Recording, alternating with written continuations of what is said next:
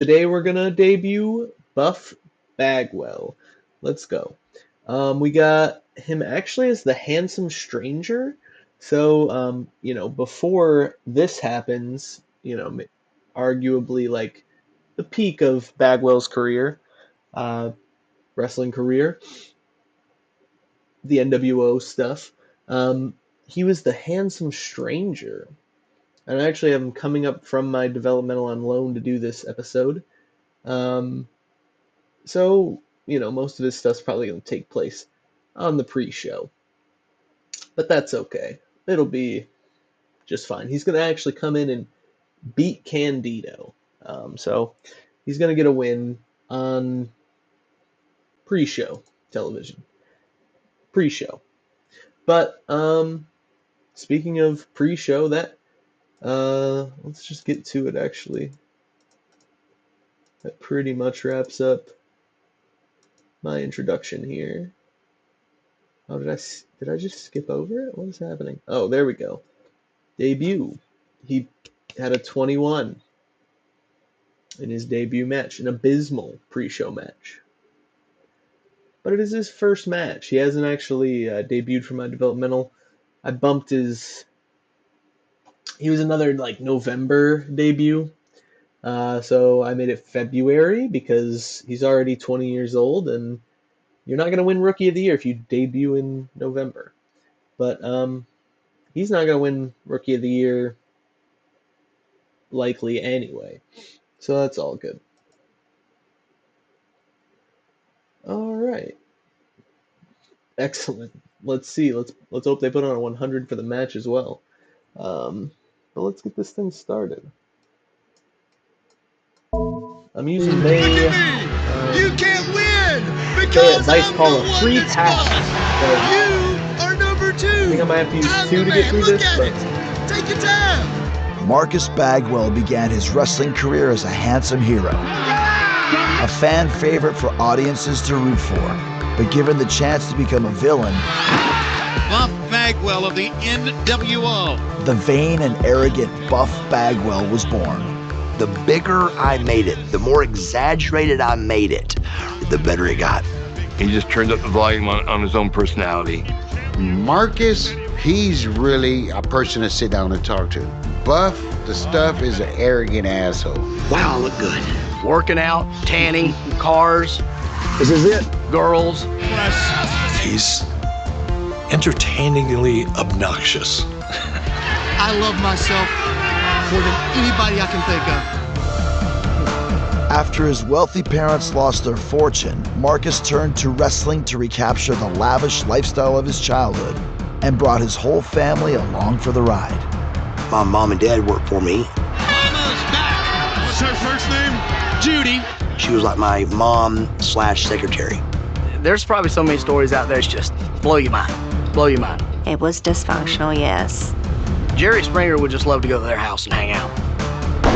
I come into the picture, WCW shuts down, and he goes off the deep end. The combination of injuries Oh my goodness. and substance abuse Before you got the champion. sent Marcus's career into a nosedive. Desperate to maintain his lifestyle, he boldly ventured into a controversial new profession. I have heard the rumor that Mark was a male whore. When gigolos happened, that hurt me to my soul. I was the best functioning addict in the world until I wasn't. I thought to myself, I'm not going to be shocked when somebody calls me and tells me Mark has passed. WWF He champion. achieved so much, so fast, and he fell Why just would as that fast. happen? You might wonder. Why would they take the belt off Hogan? Oh shit. So this is my mother's office, and it's full of I Bagwell got Baba memories. My Jr.. wrestling career, my dad's I got racing. Roddy Back here is Piper. Rookie of the Year, and up there is my tag team of the year. This is just memories that were spread out throughout decades, and she got them all into one room. She did all of this. This is all because of the way Judy Bagwell was, the organization, the drive.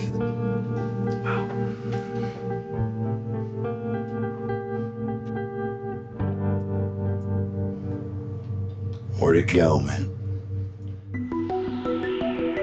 Our family, we were told from a very young age that we were special. It was just known that we were going to be somebody. Hey, I'm Marcus Alexander Bagwell, AKA Buff Bagwell. I'm Buff, and I'm the stuff. Just a freak thing that he got into wrestling. Marcus was an all-county football and baseball player. He wrestled a little bit. He wasn't on the wrestling team. I'm Steve Bagwell, and I'm Marcus Bagwell's father. We had 3 sons. Marcus was the youngest. Mark developed slower than they did. He was so scared he wasn't going to get big. But I kept telling him, work at it, you'll get there, you know. We tried to be like our father. You know, he was a very successful drag racer, self-made millionaire. He just had an aura about himself of power. We were always watching sports. We watched wrestling. It was definitely on our TV, but it wasn't even like an inkling of doing that for a business or a career. How well known around town are the Bagwells? Back in the day, they were very known. They owned Southeastern Lumber. Everyone went to get their lumber there. This is Mark Slick Johnson from WCW and TNA Wrestling. I've been friends with Marcus Bagwell for a long time. Probably known him since I was 18, 19. I don't think there was many people you met in Marietta that did not know who the Bagwells were. My name is Tanya Bagwell, and I was Mark Bagwell's first wife. I was 18, he was 18. And we just hit it off. I would just fit like a glove. He's just a loving person. We all wanted to go over to Mark Bagwell's house. The guy had a pool room, a theater room, a batting cage, a tennis court. His dad buys him a brand new Corvette at 15. And is able to drive it back and forth to school.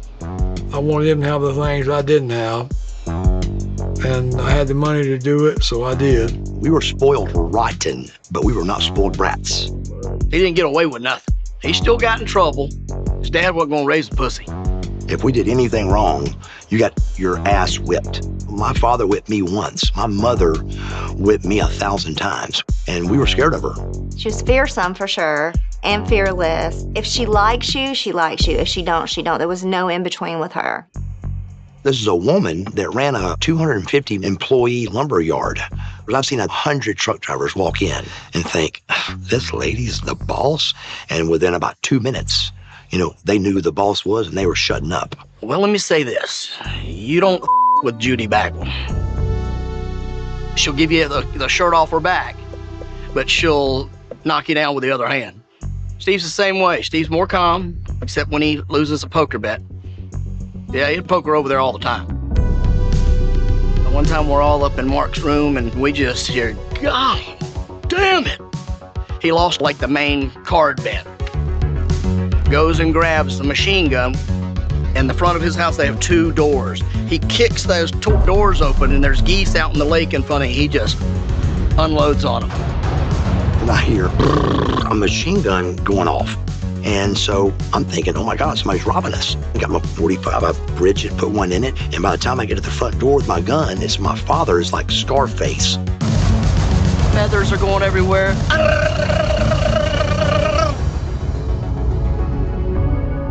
So he emptied the clip and I'm going, Dad?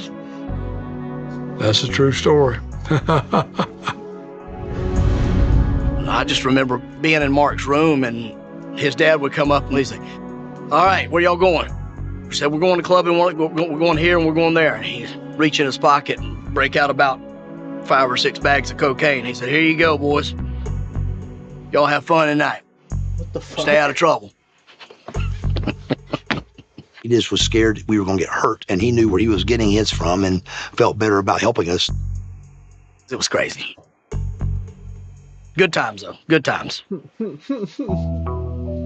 He's like, As the Bagwell's you'll business find some struggles, cocaine out Judy there, I'm reveals to sure. her husband that the family's Here's finances stuff are in in town. serious trouble. She had gone out and got 3 or 4 loans, 250 grand a piece. She convinced the bankers that she could pay this back and it'll all be okay. Well, it all went kaboom. I had enough money, I thought, to live the rest of my life. Like, what is she buying lungs? And comfortably. I never would have dreamed it, that it could happen. My father made it very clear that we were going broke. And the brothers were at their houses at this stage. So it was just me, my mom, and my dad at the house. But it was hard times. I mean, they were fighting all the time, and it was just things were getting ready to explode. You could just feel it. Scott Hall's gonna be a star. Basically, the argument just got worse and worse. My wife Judy went out the door, got in one of our vehicles and fixing to leave, and I followed her out, and I said, "Where are you going?" She said, "I'm leaving." I said, "Not in my car, you aren't." And I said, "If you try to, I'll shoot the tire." I'm upstairs and I hear my mom, Mark, help me. And I go running downstairs, We've been going through shit. Now he's beating up Mom, and I'm trying to solve that problem, and I'm just flipped as well, And Mark said, "Dad, back off of Mom." And I saw a gun in his hand. I said, "What are you doing with that gun?" He said, I just want you to back off Mom, And I said, "You'd shoot me?" He said, "No, sir, unless I have to." And I always kept a handgun on top of the refrigerator. He bolted right for the refrigerator. So as soon as he got there, we followed him into the kitchen. Now he's got a gun on me. He's like, "Come on, big man, come on."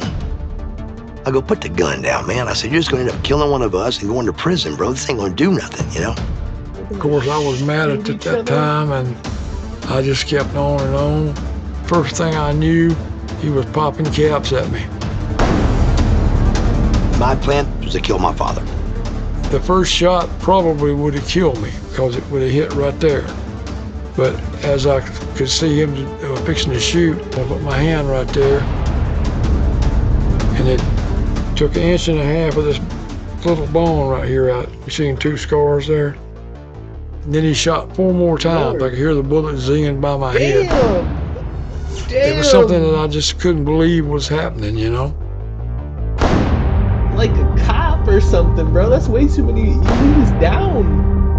Because Mark and I had been so close all our lives since he was born. But he was tight with his mom too, Did you go to the hospital? Oh yeah. He was tight with his mom Yeah, take too. a bone graft off my hip and put it in here to fill this in. And I got a silver plate there that holds it all together. My mom's like, "Please call your dad. Please call your dad." And I'm like, "Mom, I'm not calling him. I don't feel bad. I'm not wrong. I got no remorse at all." And did you and Marcus end up talking it out? It was a little while before we did, probably 3 or 4 months. He called me up. Dad calls me and he goes, "So I want you to know you're 100% right on what you did. You did nothing wrong. You're protecting your mom and yourself." I told him it was all my fault, 100%. If I'd have backed off, the whole thing wouldn't have happened, We had a rough couple years, but we've been best friends ever since. With his parents no longer able to support him, Marcus moves out of the family home, marries his high school sweetheart Tanya, and finds a whole new way to make a living. Mark was a male stripper right after high school. I wasn't ashamed of it at all. I was very happy to show my body off and make money with showing my body. We had just moved into Poplar Place Apartments, and that's how we met Missy.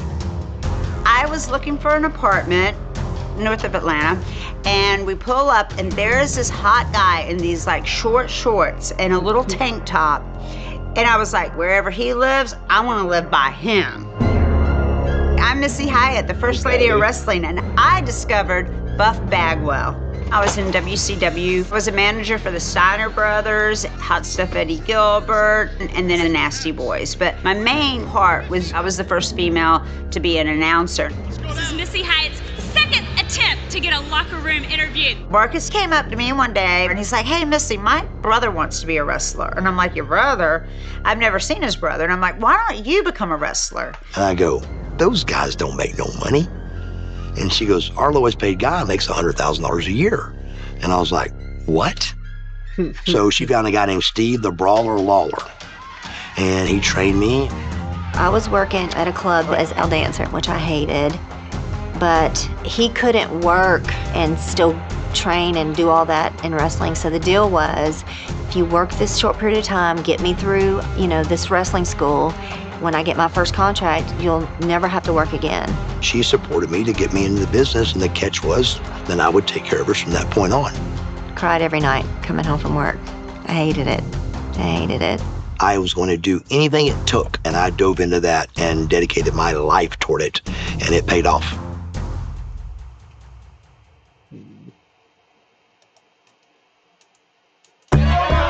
Training to become a professional wrestler, Marcus Bagwell dedicates himself to becoming a superstar. He started working on the indie circuit. I'm joined by the handsome stranger. And one day he was like, "Miss, you gotta see one of my matches." And I watched his match, and I'm sitting there thinking, I'm like, oh my God, he is really good. This has only been like 3 months. And I'm like, he's got timing, he looks great, he's got charisma. I mean, I was really impressed. Well, the women indeed loved him. So I go to Mr. Jimsy Cornette, and I said, here's a tape. And I sat there and made him watch it. And he's like, oh, Missy, you should be a scout. This boy is fab big. And I want to introduce to everyone out there the newest rookie sensation in WCW.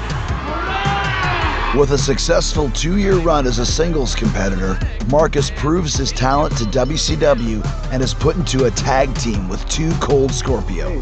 A meat man, more of a high flyer with Pretty Boy. Didn't really know how that was gonna work, how it was gonna turn out. This is Charles Skaggs. Y'all all know me as 2 Cold Scorpio.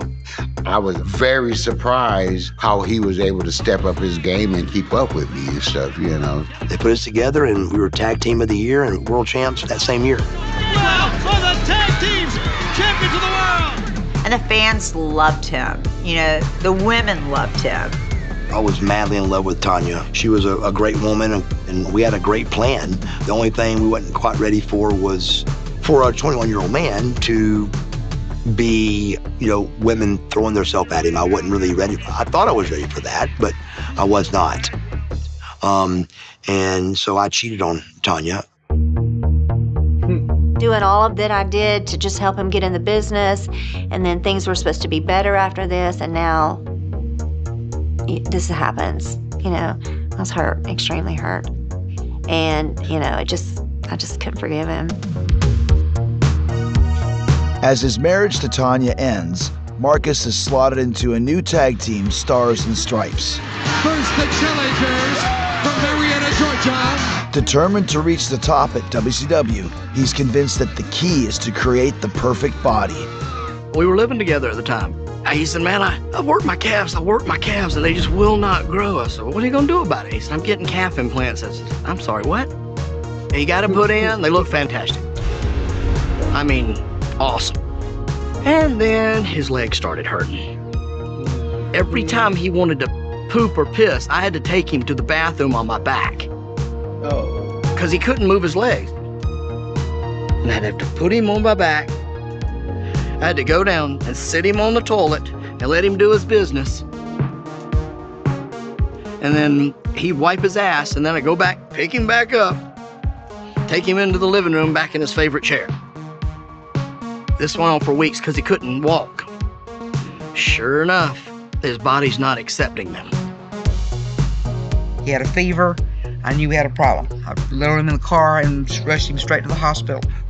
The doctor that came in to see him said, we've got less than 45 minutes to get those calves out.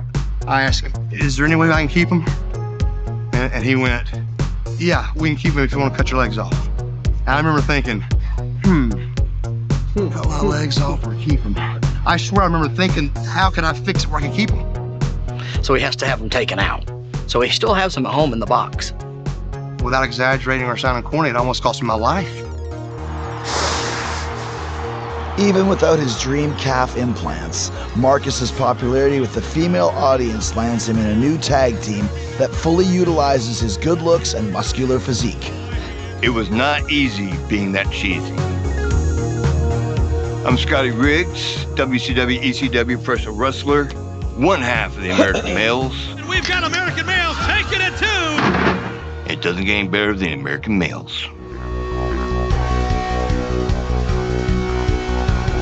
American males, American males. American males, American males. Mark Bagwell and Scotty Riggs, the American males.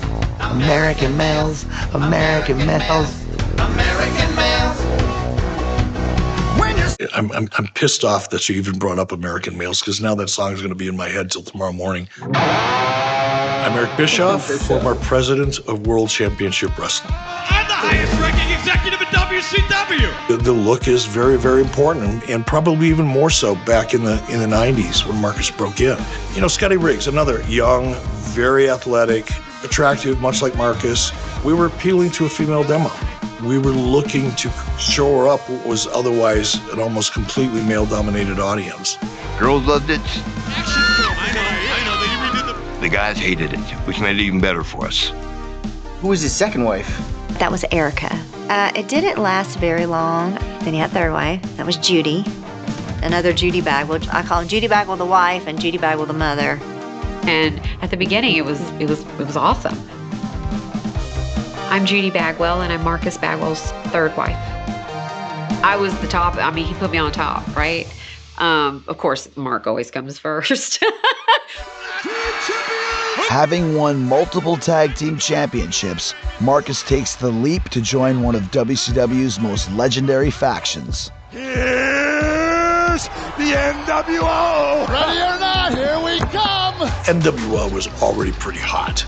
You know, we created this heel group, but the heel group was so freaking cool that people were actually cheering them. Nash came to me and said, look, do you want to be in the NWO? And it wasn't like I had to have a meeting with Scotty Riggs over this. I mean, of course I want to be in the NWO. What is this all about? I don't know what Bagwell and Riggs is thinking about. I didn't want to be a dick and go, man, this sucks. I want to go to the NWO, you know, that type of thing. And so I just kind of went, all right, it's cool. Let's make it work for you, brother. And we did. Hey! Attacked by Bagwell! I'm in the ring with all of the superstars. I mean, it does not get any better than this. I mean, it's just, I have made it, man. This is it, man. This is it. Changed my whole career, money, life, everything. When he became buff to stuff, it's like, who the this think he is now? Buff was Marcus times a million. He's the type of that I want to fight. That's the type of that I want to fight, want to whoop his ass. So I think that kind of gave him more heat, but he pulled it off. I had always thought that Mark and I would eventually get back together. And when I saw that NWO, I remember saying to myself, now we're over. That is what that says to me. Now we're over, because I could see him living out that character, and it engulfed him. It wasn't an every now and then thing. He was living it out. How was your mom involved in your career at that point? My mom came up with the idea, just open up a corporation, so we called it The Real Buff Inc. I hired the whole family, and I paid them a salary. And so out of that, it was, you know, from taking me to the airport, to making sure my house was clean, to paying my bills. One time, I come home and I see Mark's mom's car's there. And I walk in his room, and he's got a big old bathroom. And he's in a big garden tub, butt naked. And his mom is behind him with the skin of his dick pulled up behind his balls, and she's shaving his balls for him. He's on all fours and goes, oh, hey, bud, what's up? We're reenacting Even it? Judy, as he's shaving his balls, she goes, hey, Mark, how you been doing? Is everything okay? And I'm like, no. What? And I'm go, now I've seen it all. You people are sick. And I walked right out of the room. That's wild. They don't care. She's going to help Mark out in any way she can. If she needs to shave his balls, then she's shaving his balls. Using his newfound stardom to pursue other avenues in entertainment, Marcus takes leading roles in a number of straight-to-video action movies.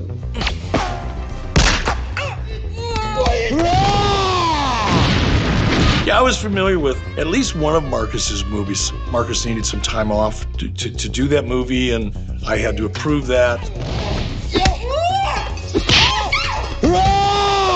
Did you ever watch the movie? No, I never did see that movie. I don't know why I missed it. He said you had a certain flair for the absurd. Bless his heart. He tried. Still riding high as a member of the NWO, in April of 1998, a routine match on WCW Thunder goes dangerously wrong. The finish of the match was, Rick was going to hit me with a bulldog, go for the cover, but when he does, he misses me. And when he misses me with the bulldog, I hit him in his back and my neck goes that way. And when your neck goes that way, it can't go very far. So wham, it hit. Oh my goodness. And when it did, it bruised my spinal cord and caused me to be paralyzed. Buff Bagwell apparently is severely hurt here. What's going through your mind at that point? Everything I'd worked for, it's over.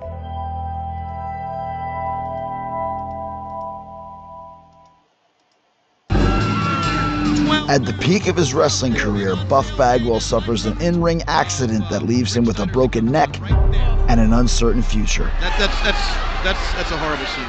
I was at a friend's house and we were watching the show, and I saw that happen, and we all were like, wait, was that part of the act? I thought, oh my God, something's not right. I mean, it was brutal. Next 3.5 hours is CAT scans, MRIs, and all that. 3 hours later, the doctor comes in and goes, set up. I'm like, what? And so I start trying to move a little bit and setting up, and I feel totally normal. I go, what happened? He goes, when you bruise your spinal cord and the swelling happens, your body thinks it's paralyzed, so it don't move. And then when the swelling goes down, you can move again. So I got 2 plates and 8 screws in my neck through here. So you broke your neck? Broke my neck. His mother, I swear, she cried until I didn't think she could cry anymore, I went to see him in the hospital. He looked terrible. I didn't think that he'd come back from that, honestly, but he did. Oh, look at this. It's Buff Bagwell. It was crazy, and it actually, I was back on TV from breaking my neck in 3 months. Know that these people love me just as much as I love them. And God knows I love each and every fan out there. Listen to that. So from that 3-month mark to the 10-month mark, I got back into great shape and was Scott Steiner's manager. Returning to the spotlight, Buff turns to drugs to endure the pain that comes with the wrestling lifestyle. You take, 2 Vicodins, 2 Somas, and then you come down and drink some beer, and then you take 2 more kinds of pills that get you up to go wrestle, and then you'll take another little combo to come back down. Muscle relaxers is what it is. It relaxes your muscles. You take too many and you cannot control. Walking, talking, nothing. I didn't like to be around Mark because he kind of was not the Mark I grew up with, I was out partying with all the other wrestlers. He was in the room with his pills having a good time. I remember being on a plane with me and Mark flying to Europe or whatever, and him laying beside me and sleeping, but then he'd start doing his twitches and all that. And I remember one time this stewardess said, is he okay? Is he okay? I said, yes, it's just his medicine. It's just his medicine.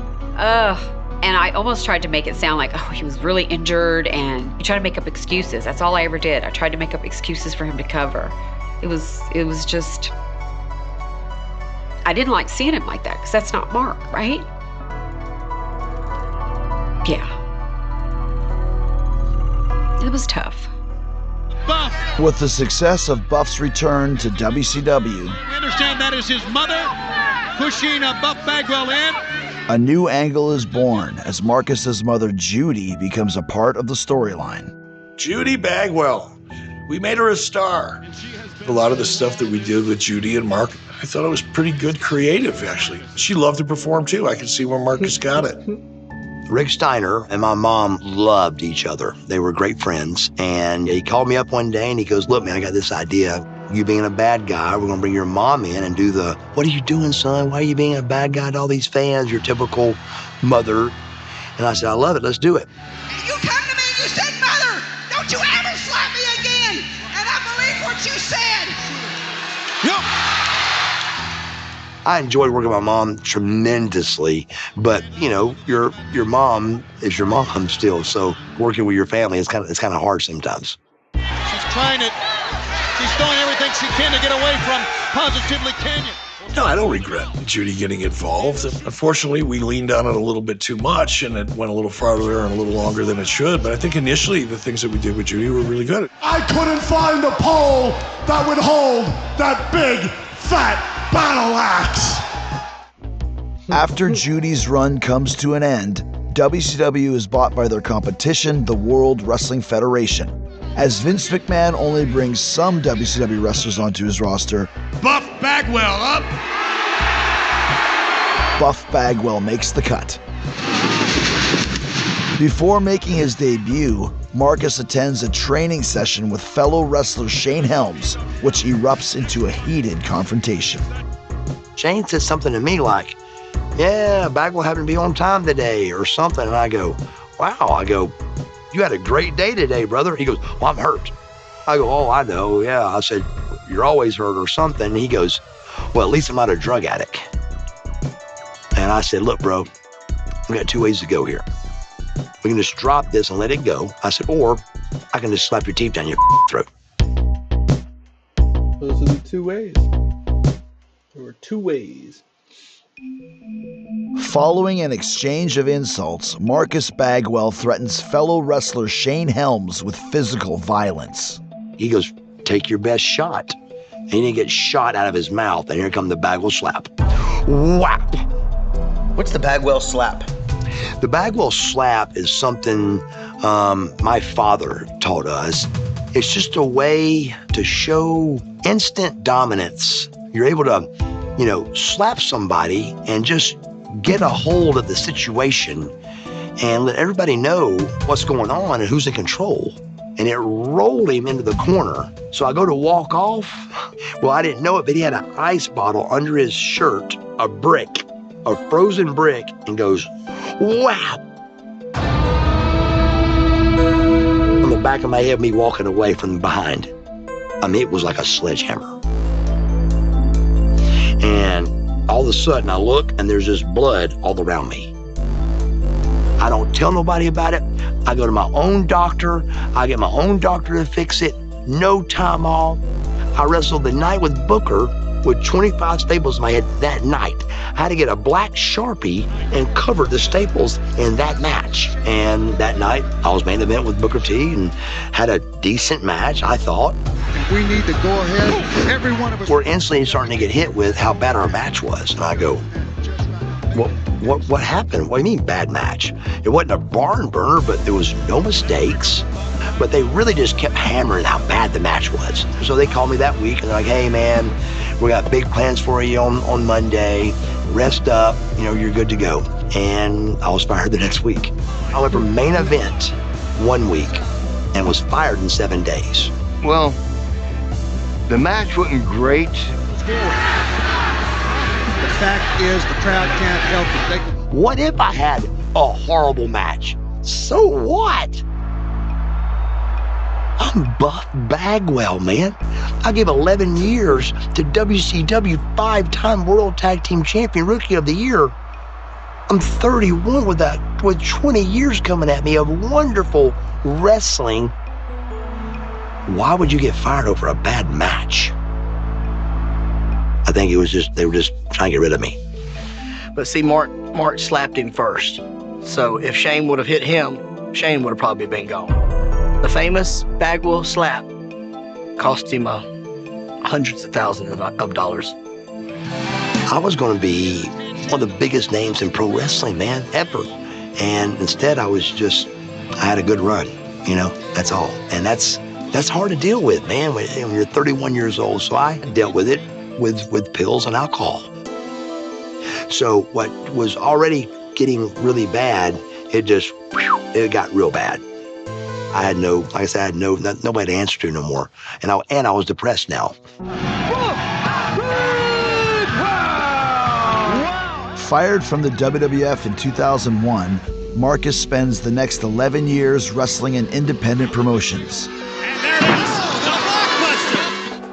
Battling his addictions, Marcus makes multiple attempts to get clean. But in 2012, while driving home from rehab, he passes out at the wheel. Next thing I know, I wake up and I'm driving my car. I crank my Jeep and roll it 4 times. So I almost killed myself with that, knocked my teeth out.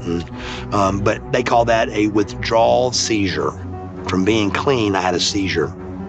They had to put him in a medically induced coma because his neck was swelling.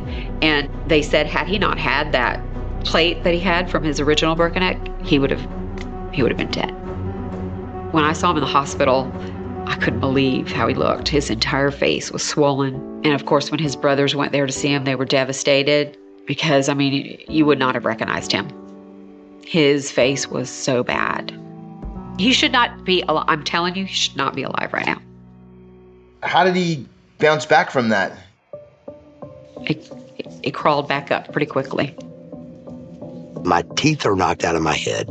I have lost 50 pounds, and there's bills that still are coming in, and I don't know what to do. We needed money. And so we made it make sense that I was going to be on this show called Gigolos, and I was getting paid $25,000 to do it. Being a gigolo isn't always easy. Do you remember hearing about Marcus appearing on a show called Gigolos? I do. I was like, what the f? Get the f out of here. How the f he gonna get on the Gigolos and he got a dick about this big? Hey guys, what's up, man? I don't even have to say his name. Bagwell, man. Nice to meet you, man. They told him he was going to make an appearance and sort of be a mentor to the guys. So we didn't know what I was doing quite yet. But I get all the way out there, and all of a sudden I see what I got to do, and I'm like, wait a second, what? Are you shitting me? I don't know what he had to do. So I thought it would be desperate for money, Marcus Bagwell agrees to appear on the reality TV show Gigolos. Come on in. But once on set, it becomes clear that the show expects more from Marcus than he anticipated. Hi, Brad. He calls me the next day and he said, I kind of got some bad news. I go, what do you mean? He goes, well, it wasn't what they told me it was going to be. I did more than an appearance. And I said, what are you talking about? I couldn't choose just one. Or 2 or 3. Exactly. He said, well, it's almost like soft porn. And I was about to die when he told me that. And when he told me what he had to do, it broke my heart. It really did, because I was like, this is bad. In my scene, I do remember I had 0 blood in my penis, 0 blood. I'm like, what do I do? So I just got real close up to her and acted like we were having sex. Well, when the whole thing got done shooting, I'm down at the bar in Vegas with the guy that's paying us, and I said, bro, I go, I'm so sorry, I couldn't have sex with the lady. He goes, you're not supposed to. And I go, what? I go, well, nobody told me, bro. It's sad what a human will do when you're in such a situation of losing your house, not having food to go in your mouth. And we were broke, man. But this was a show. I didn't know it was going to be real later. At some point, you actually end up on the website Cowboys for Angels? Cowboys for Angels. It was a website that you could hire a gigolo for a date, for a weekend, for a week. And it was like $10,000, $15,000, $20,000 to do this.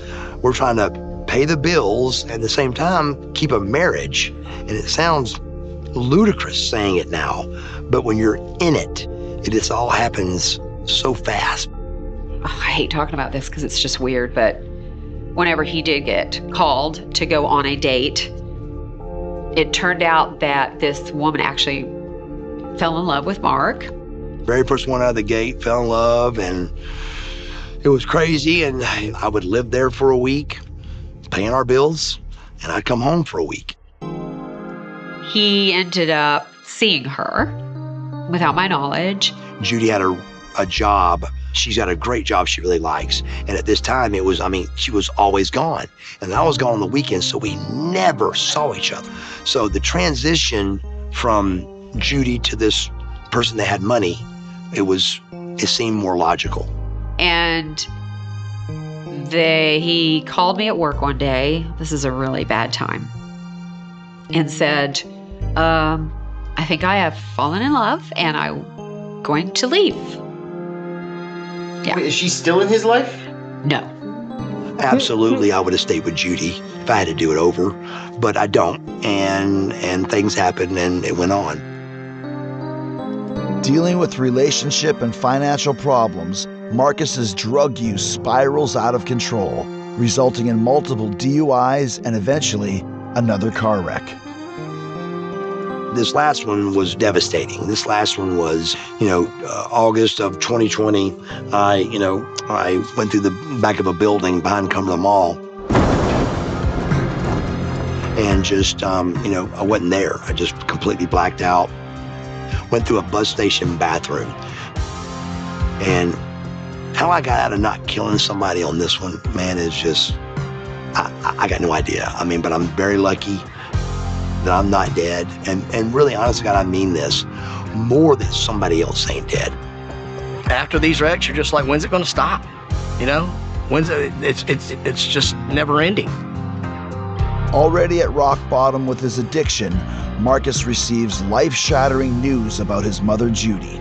She was suffering for a while, man. She had got dementia and but horribly bad. I saw the most powerful woman in the world really going down in flames, bro. I mean, like bad.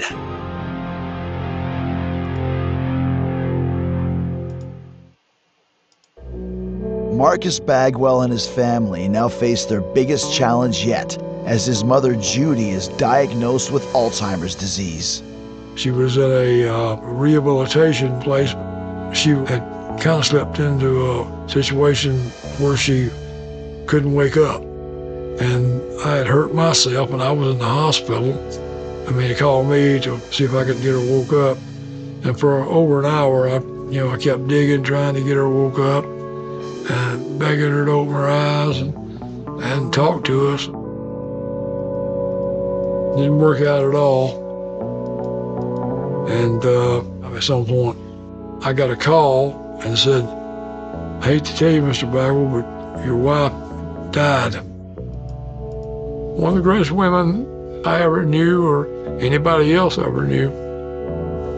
I mean, everybody says their mom's the best, but my mom was the best. It was a lot of dysfunction, but they loved their kids. They really did. When Judy passed away, did that kind of send Marcus in a spiral, or did that maybe wake him up? I think it woke him up more than anything. His niece came into the picture because Mark needed a place to live. And so she said, you can stay here, but you're going to have to get clean. They just said, look, if you don't get sober today and you don't go today, we're out of your life. And I said, let's do it. And then we brought Dallas Page in, and that's how it all started. If you're going to run down this road, which you already are. Yeah, absolutely. Like, you got to live it. I do believe it. I've talked to him several times. It's just like the old Mark. I can barely see hardly any, buff in there. It was a lot of Mark now, so I do believe him. I do. Can you tell us what happened with Scotty Riggs? Yeah, I can. Dark Side of the Ring called me and they said, hey man, we're gonna do your story. And they told me some people they were gonna reach out to. And one of them was Scotty Riggs. And I said, cool, great. I thought, I'm gonna call anyway. I'm gonna call and just touch base with him. And he texted me back and said, I'm living in my car the last 6 or 8 weeks. My mom got ill and passed away in 2020. And went through a couple years there, paying the bills, everything else, trying to keep the house, whole 9 yards. Ended up losing the house that I was living in and was sleeping in my car. And I was in a really depressed place, dark state, and was pretty much maybe a half a day away of putting a gun to my chest and taking my life. And Marcus called me up and just basically browbeat me to come to Atlanta. And he's like, dude, I'm at Dallas's house. Get up here. I said, man, I'm content with not being there anymore. And he did not give up. I love you, man. Get up here. Get up here. And that next morning, I drove up here. And if it wasn't for him, I probably wouldn't be here today. Do you still love Marcus? I do. I'll always love Mark. I think he's just really genuinely this good guy. And for so long, people have, misjudged him. I think that he has some good people supporting him, and he has a wonderful girl in his life now. I hope that works out for him. I want him to be happy. I truly want him to be happy. Marcus Bagwell's a lovable guy. It's why his ex-wives still love him.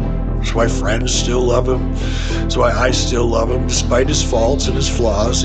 But at Mark's core, he's a very giving, generous, loving person. What do you think drives Marcus now? I think the same drive that made him a superstar in a year, the fortitude, the gumption, the want, the smartness. He's done a lot of things in his life that I was very, very proud of, but I think getting sober and staying sober is above all of them. The future for me is sobriety and my recovery. And no doubt about it, I want to be back in the business. I want to be back in the ring. Look, if anybody can pull it off, Marcus Bagwell can. I'm rooting for you, baby. I'm rooting for you. They're rooting. Darn tootin'. Okay, since we did book Bagwell in the Handsome Stranger, where you at, bro? He's gotta be right here. Oh, he was not even on there because I borrowed him from Developmental. Okay, we're gonna borrow him one more time.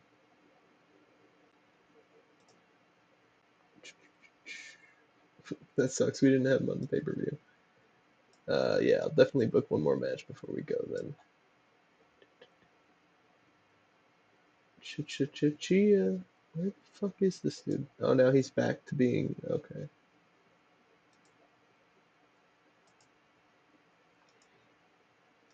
Alright, fuck it. We'll try him out as Marcus Bagwell then. Unless he went back to being the Handsome Stranger automatically.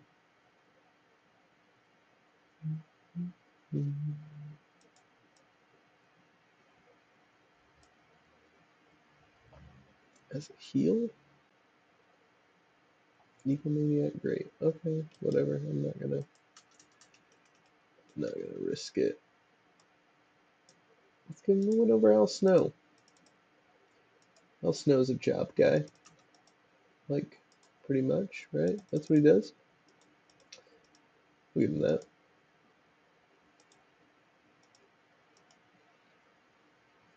Hmm.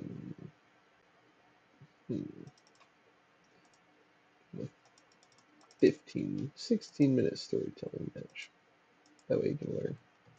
So that one's booked for next time. I might advance it off air, but that was the story of Buff Bagwell.